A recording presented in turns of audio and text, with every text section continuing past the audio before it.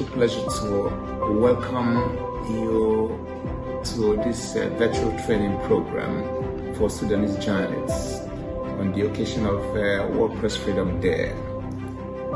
Actually, I bring you greetings from New York as you observe your Ramadan fast, and at the same time, from a professional point of view, we are celebrating World Press Freedom Day,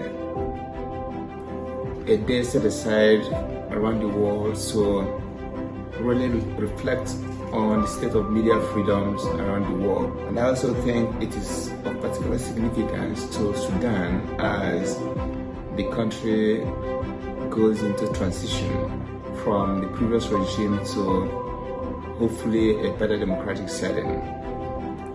This training actually would have been in person, but unfortunately the coronavirus set in, and I am excited also that the US Embassy in Sudan is also able to support and join us in this virtual training program, to at least have it in place of not having anything.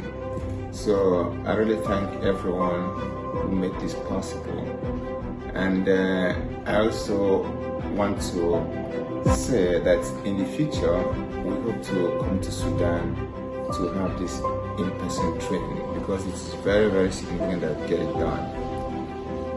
And I'm also happy with the array of people who have also agreed to share some of their thoughts on different areas of journalism practice and public affairs discipline that we think will be very helpful.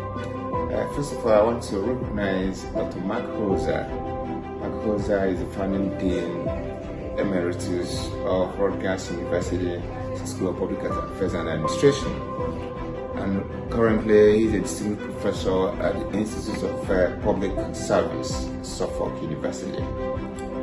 And of course, my humble self, Dr. Uchenna Eko of the Mass Communication Department of Gavas College in City University of New York, and I'm also the founding president of the Center for Media and Peace Initiatives, an organization partnering with the US Embassy to bring this training program to Sudanese journalists. And also, we have Dan Boylan. Dan Boylan is actually a Fulbright fellow and former communications advisor to the U.S. Department of Defense, the White House, and the U.S. State Department as well. He wears many hats. And of course, Milton Alimade is the editor-in-chief and publisher of Blackstar News in New York, an adjunct professor of African history, John Jay College of the City University of New York, and of course my good friend Joseph Hammond, an award-winning journalist and a fellow of the Center for Peace, Media and Peace Initiatives, and also a Fulbright Clinton Public Policy Fellow with government of Malawi.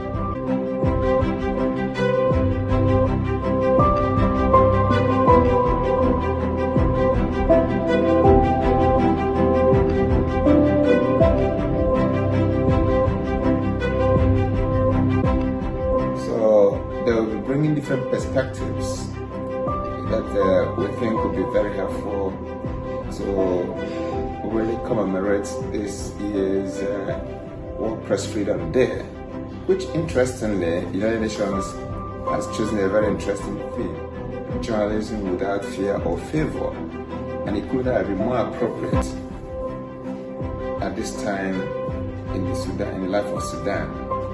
Like I said earlier on, I'm very familiar with Sudan to a reasonable extent. The last time I was in Sudan was in 2017, and I had meetings with Journalists Union, Sudan Journalists Union, the Press Freedom Organization, and Human Rights Organization, and a couple of other organizations that most of them were able to give me real insight into the state of the media and state of the politics in Sudan. And I'm aware also that journalists also helped in the struggle to bring about the present situation in Sudan today. The previous regime, from every indication, was not friendly to the media, and this is known to everyone, including different watchdogs in the world. For example, last year alone, Sudan ranked 175th of 180 countries by the Reporters Without Borders ranking in terms of media freedom around the world. So you can imagine, 2015, Sudan was 175th over 180 countries. This year, 2020, Sudan has moved up a little bit better. Now it's 159 out of 180 countries in the world rankings in 2020. That's encouraging, and it's a testament to the struggle of journalists in Sudan. And I really want to commend all the people who have made the struggle up to this point. My role is to discuss with you the relationship between government and media in Sudan and around the world. Basically, when we discuss government-media relations in most countries, most democracies, I always premise the conversation by underscoring the importance of the media and the importance of the government and the need for that symbiotic relationship. But the truth is that it has never been very cozy between these two important arms of government, because yes, the media and democratization are inseparable bedfellows, we get that, and there's always cat and mouse relationship between government and the media. For example, government most of the time they want to hide something, then the media wants to expose that. In that context, you discover that there's always that adversarial relationship. So, but for us to really understand government-media relations, especially in a fledgling democracy like yours and a country that is in transition, that have been under a dictatorship for nearly 30 years. So your job is so huge, so enormous. So, and the basic question I will ask, for example, for us to begin to appreciate the relationship that should exist between media and the government, the basic way to really appreciate that is to really ask ourselves, what is the duty of government? What is the duty of the media? Because there is a special document that exists in most democracies called Constitution, more like the arbiter between the government and the media in terms of defining duties, the rights and obligations. So I begin by asking the question, what is the duty of government? As a matter of fact, if not because we have this virtual program, in the training program that we prepared, we had wanted to give you an assignment for you to really read the Constitution of Sudan, for you to be able to understand the roles of different arms of government, the presidential system or parliamentary system, whatever government that any country has will find expression of duties and rights and obligations in the Constitution. So, if, for example, you have a presidential, in a country that's a presidential system of government, the executive, the legislature, and the judiciary do have different functions established in the Constitution. So, I wanted each and every one of you to read the Constitution and understand the spirit of that Constitution, and in relation to your job and in relation to different roles we will play. But because we are having a virtual program, that will be difficult. But it's something you can also think about that will also enhance your productivity, your efficiency in the discharge of your duties and jobs. So, what is the duty of government? Very simple question. The duty of government is to govern. It's as simple as that. Okay? Now, govern is a holistic thing. It involves a lot of things. Now, what is the objective of the government of Sudan? Because every government should have some cardinal objectives, what it sets out to achieve. Because I look at government sometimes as even a business enterprise. For you to have a business, for you to have an organization, you set out some goals. What do you want to do? What are the cardinal principles? What are the major articles of faith? What does that organization stand for? What does your government stand for? So, and in knowing that, you want to know what is it that you want to achieve. And also in furthering this conversation, I will later on talk about the definition of national interest, for example, because what is the national interest of Sudan? That also involves the issue about certain objectives of the government. What is it that the government wants to achieve? So what is the national interest of Sudan? Every country in this world must have some basic national interest, and the protection of that national interest is one of the assignments of both the government and all the totality of different arms of government, including the media. We'll get back to that. There's a contentious issue that often brings about conflict between government and the media in terms of who determines national interest. We'll get back to that in a minute. So then the next relevant question that affects you as a journalist is what's the duty of the media. Okay? The duty of the media, put in a simple term, is to monitor governance.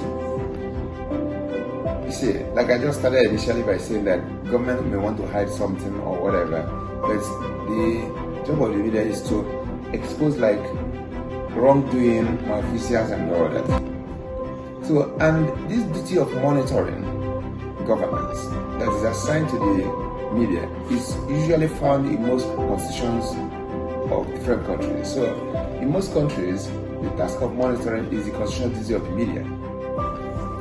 So, the duty of the media is not really necessarily to criticize, but to go beyond criticism of the government. So, I know this can elicit some controversies, because a lot of times, most reporters think that, they are just there to attack the government. That's when I bring issues about adversarial reporting and all that. So it brings me also to another important point about constructive and destructive criticism. Because it's not just enough for you to attack government because you're in the media. Or government is not doing well, government is not doing well, right? So, and you're not providing solutions. So, when you are involved in constructive journalism, you are involved in helping in nation building. Especially like in Sudan, for example, you guys just emerged from a long period of dictatorship, and you're involved in nation building. You should be partners in progress with all the different arms of government in rebuilding the country. And that does not mean that you have to be a lapdog, because I also talk about being a watchdog and being a lapdog. But at the same time, you cannot engage in destructive criticism, because you can't destroy the country. Because I always tell reporters around the world that one thing unique about the journalism is that it stays there and serves every government that comes. A government will come and leave, but journalism stays indefinitely. In other words, journalism guards the state. So governments will come and go, but the state remains. So the soul of Sudan is what you guys are supposed to protect. So don't look at the person who is occupying the seat of government now, because that person will finish and leave. but you still stay to protect the society. So if you engage in destroying a country just because you're a journalist, you are not doing your duty. And I'm sure if you take a look at the constitution of the country, even though as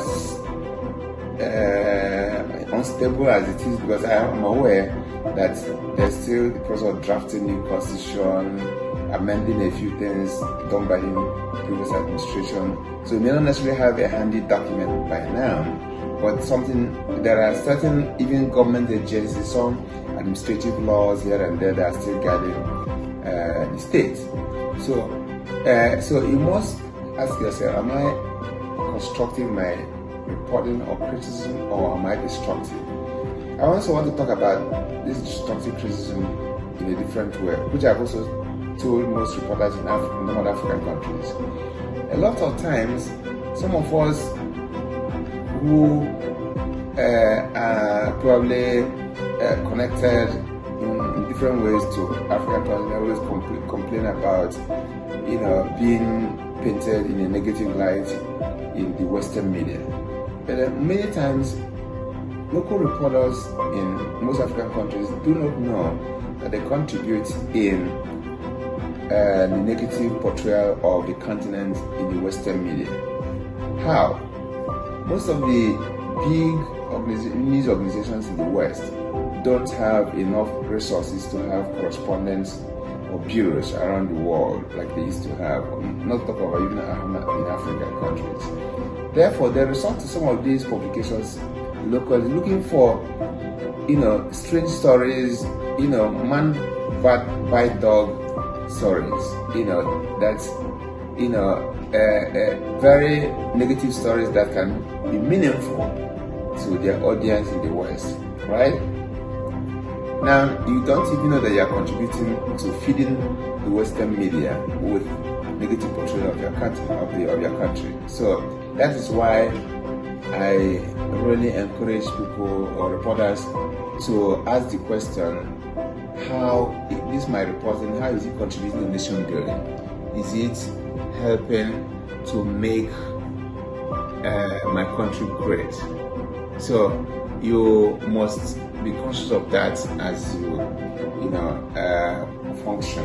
All right, but don't inject your opinion on why you're writing your own story. Remember, opinions are free, but facts are sacred. So you must maintain the facts as you report your stories. So that's just who also will have been interested in doing more assignments on this, but like I said, we are limited by time.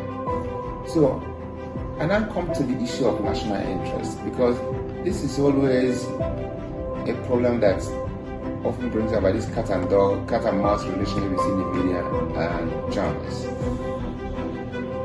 So, most of the time, governments will say we are taking this action because of national interest, or we are arresting these journalists because of national security. We're doing a lot of overzealous security officials do a lot of things in the name of national interest, right? Now, some of them do something extrajudicial, and when an official is acting above the law, that's not in national interest, because the Constitution does not give that official the authority to act beyond the law. Therefore, the journalist should call that person out. Okay? So, who determines national interest? And the funny thing, or should I say, the irony in this debate about who determines national interest. In some constitution, for example, where if a minister fails to do his job, you can hardly take him to court because he's not justiciable. So you cannot take a minister or a president to court because he's not doing his job, right? Rather, you report such malfeasance, and that can contribute to the electorate now deciding that, oh no, this guy doesn't know his job, they will not vote the person out. All right. So that gives the reporter that opportunity to be the person who monitors what individuals are doing. Again, remember that even when you are monitored, remember that you're also being monitored, because you cannot assume what my professor then in college used to call the God complex. Because the problem sometimes is that most journalists think that they know everything, and assume a God complex, a small God I'm talking about. Whereas, even when you give some of them the opportunity to govern, they will even be as bad as those who are criticizing. So you must be aware that as you are monitoring, you're also being monitored. Okay? So, how well do the various media reflect the existing balance of political forces and the existing political agenda, and what the effect on political action? So, because you are aware of the controversies, connected with this definition of national interest and the potential for government officials to utilize the claim of national interest to undermine basic freedoms. It goes with the freedom of journalists, freedom of expression, it goes with the freedom of other people around, within your country. Because another thing also that I also try to encourage when reporters are also agitating for media freedom, or freedom of expression generally, is this fact that freedom of expression is not even necessarily just for journalists alone. It's for the entire society. Alright? So, because if the society is free and they're able to express themselves, it will open the society in such a way that even the journalists will be able to report more professionally, have access to information that probably government wants to hide and stuff like that. So, it is important that we understand existing balance of power in your country, for example. Like all these controversies going about succession and stuff like that, you must be knowledgeable so that when you're writing or when you're reporting, you'll be reporting from the point of view of strength. Because the worst thing that you can do is not being informed. Otherwise, you'll be deformed. That's what they say, right? When you're not informed, you are deformed. Alright, so and being informed really will basically be to understand the basic document, the Constitution, that gives you authority to monitor governance. Alright? And I also know that most times when we discuss media freedom, we also look at it from the prism of the West. Yes, understandably so. Why I say understandably is that it is important that you understand that the political forces that exist in your country cannot be the same that exist in some of the Western countries, because there's always this comparison most of the time. Oh, America, if it's America, this will not happen. But it must be because of where you exist, where you're operating from. Alright? So you cannot function in Sudan the way a journalist is functioning in New York. There are lots of differences. So not understanding that difference will be a big problem for you and will make your job very miserable. So the point I'm making is that we must be knowledgeable, right? Journalists must understand that the institutions and processes of public communications are central and integral parts of the political structure and process. So what do I mean by that? So public communication is intertwined with the political structure and the system that exists in your country. In some of the presentations that you also get to hear, there will be some conversation on the cultural intelligence, how the political policy-making process that exists in our country. All right, you must be familiar with the loop, how all this happen. Okay, so because you are giving a very important job as a journalist to be able to really monitor the entire society. So on this occasion of World Press Freedom Day, let's ask ourselves, what is the future of Sudan in terms of, opening up the society, in terms of being partners in the development agenda of the country. Sudan is a very gifted country with a lot of resources.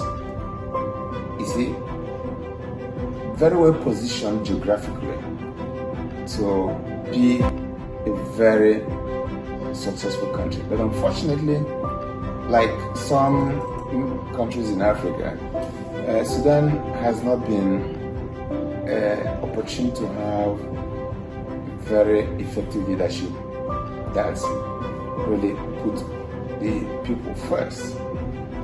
There is a particular phrase I will leave you with in this conversation.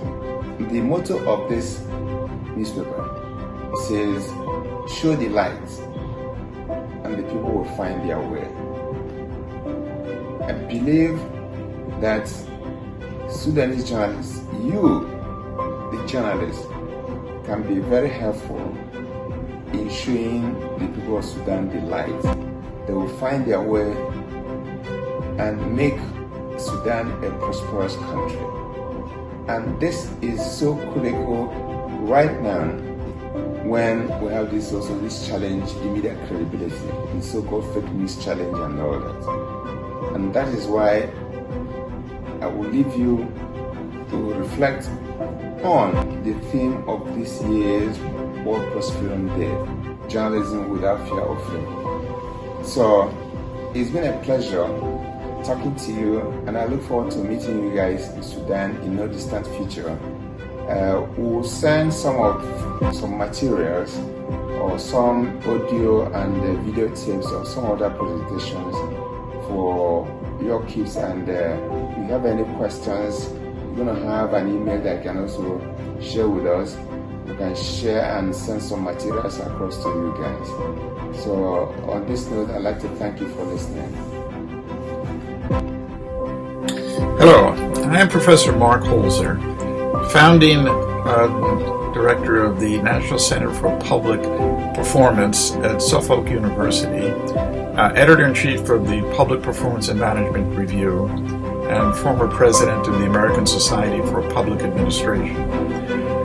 The purpose of my lecture is to help you build a custom performance measurement and improvement plan for whatever agency you work for, or a nonprofit organization, or other government entity that is serving the public. The plan that I am going to discuss with you has 4 parts. One is planning strategically. Second is building capacities for measuring and improving services. The third is learning for performance improvement. And the fourth is engaging partners to maintain and build momentum. In terms of planning strategically, it is critical to secure top leadership involvement and commitment. Many programs have failed because they did not have that type of commitment. They could not endure. It is also important to consult with key stakeholders. Need to consult with all of the groups and individuals who would be involved. Understand prior and related efforts so as not to ignore the history of what has been attempted before, and to learn from their successes and errors. It is especially important to ensure sufficient budgetary resources are devoted to the program. Programs cannot really succeed if they are what we call a bootstrap effort, voluntary effort, or something that is low down, on the agenda, but just added for symbolic purposes. Resources are not just financial, they are personnel as well. Need a staff, a well-trained staff.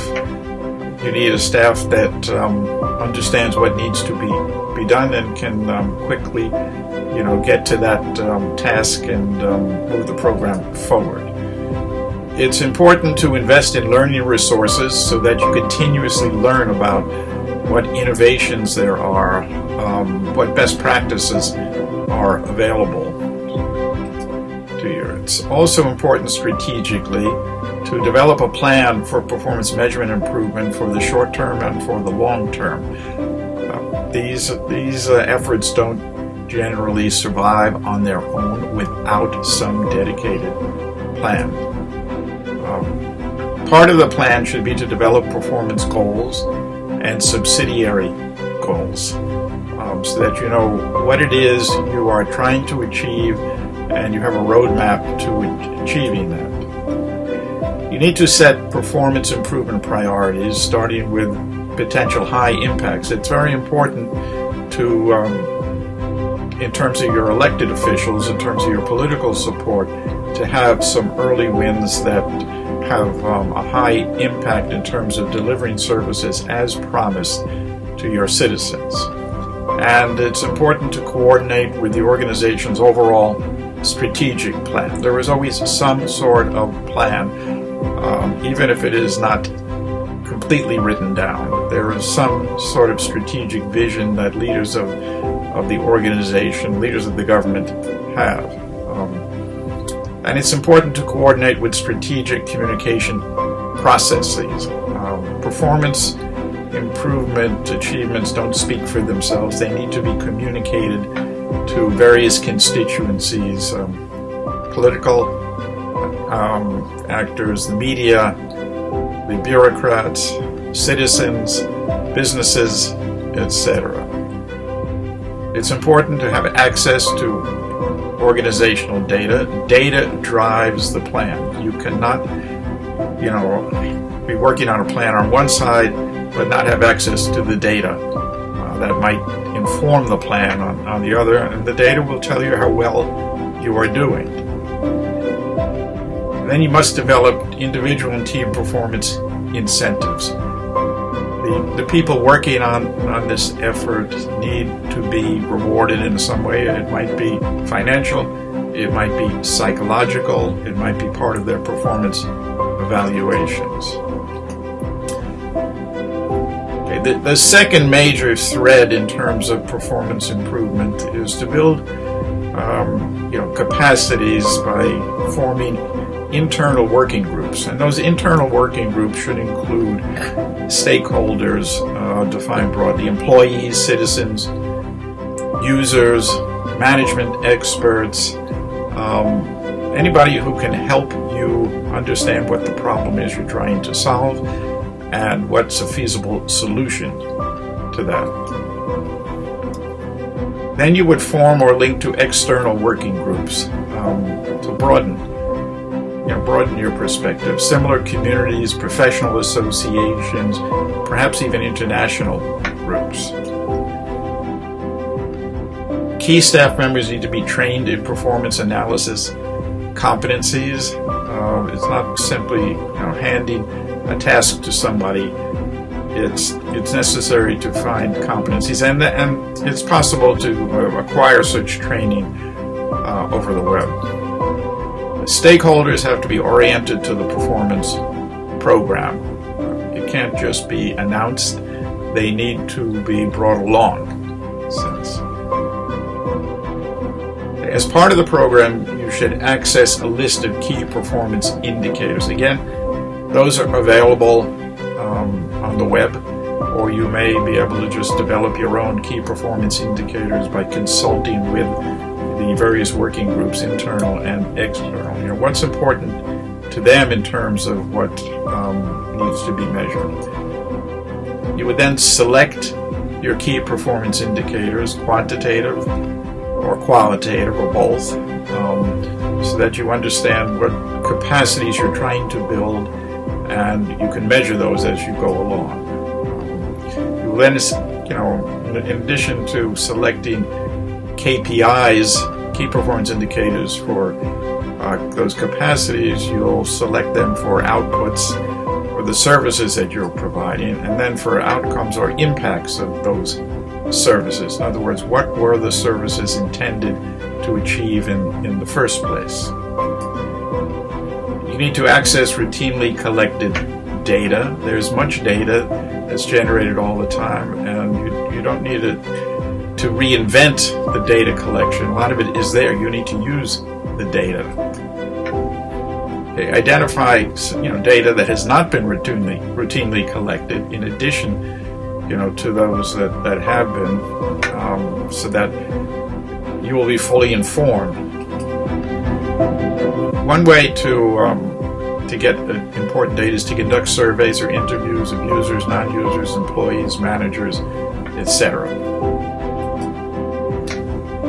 You have to display the data so that you can see what's happening and that your stakeholders can see what's happening. That means building a dashboard and developing graphics. It's much more important to move to graphics than to just have a spreadsheet.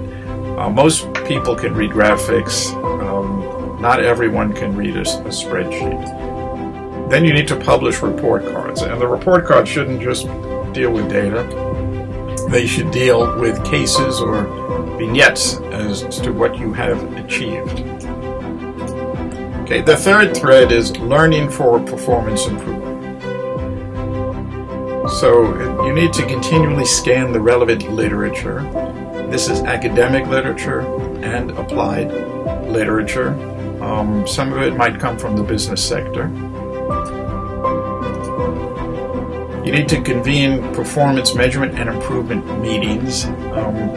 Performance is not something that you just sit in the corner and do. You need to have a meeting so that everybody can make and provide analyses, can provide suggestions, ask questions, bring additional insights to your process. You need to emphasize learning and from successes, but also learning from errors. So you're in a continuous learning environment and performance improvement. It's important to scan tracked data and trends to identify areas for improvement. So you're not just looking at the data, you're plotting trend analyses. You want to see which way the line or the curve is going. Is it going in the direction you expected, or is it going in the other direction? Someone on your staff needs to search networks and the web for the best practices and model programs. This is a step that's often ignored, but there are many, many models out there, and they are free for the taking, in a sense. You can download their information. You may even be able to ask questions of them. So I very much advocate contacting the best practices and model programs to discuss the fine points or the subtleties of these programs. And my experience is that they would be flattered to be asked, and they will provide you with free consultation in a sense. You need to disseminate best practices models to all stakeholders and members of the working groups so they can evaluate what it is that can be utilized, and then adapt the best practices you found to the local context. Usually there is no problem with copyright or intellectual property if you're dealing with models from the public sectors and government agencies. And then it's important to implement decisions to improve services and outcomes. You don't want to just discuss all of this. You want to get to the point where there is some action. One thing that's often overlooked is coordinating with personnel performance evaluations. The data for programs it shows progress or lack of progress, perhaps from a team perspective in terms of what a group is doing, but you need to somehow link it to individual performance evaluations within the context of what somebody has the power or discretion to do. And then to develop individual incentives and shared rewards, which can apply to a group, to a team as well. Develop the team incentives. shared rewards, and I think then that will round out the personnel side of the program. And then it's important to engage partners to maintain and build momentum as another thread. This is an important part of the formula for success. So you want as large a set of wins as you can, but these could be a track record of small wins. You want to celebrate those wins, the progress, the achievements you're making internally, so that you are recognizing what people have done within the organization. And very often, you don't need to give them money as a reward, but you simply give them recognition. Then publicize the wins externally. This can be done through a newsletter, through the media. It could be done in any number of ways. Try to anticipate crises and misunderstandings and respond with facts, not just verbiage, but with facts. Build the capacity to meet increased demands for services as you go along, so that you can scale up what you're doing. Continually scan the environment so that you're not taken by surprise and you understand what additional resources are being made available, or where the environment is changing and priorities might be changing. Communicate regularly with your community-based partners. In the U.S., this includes nonprofits, public interest groups, and the public in general. That's where the media comes in. We find that building public-private collaborations is very important, or public-private partnership, PPPs, is the initials for those. Highlight your track record of performance improvements in the budget process, so that you can get more resources to reinvest in performance improvement. Constantly supply elected officials with evidence of successes. That's the currency that they need. Argue that the performance program is an important investment, that it's an important return on the investment, ROI, if you will, in business terms. Maybe the organization's best investment, and reevaluate efforts on a regular basis. And then as you go along, you must make changes, to those efforts for continuous improvement. That's a summary. We will make resources available in terms of associated files, so you'll see this summarized as a simulation called Building a Custom Performance Measurement and Improvement Plan, and you'll see it summarized or related to other documents that we may be able to help you with. If there are any questions, please direct them to our National Center for Public Performance. And on behalf of the Center for Media and Peace Initiatives, I am very happy to present this short lecture to you, and I wish you success with your performance efforts.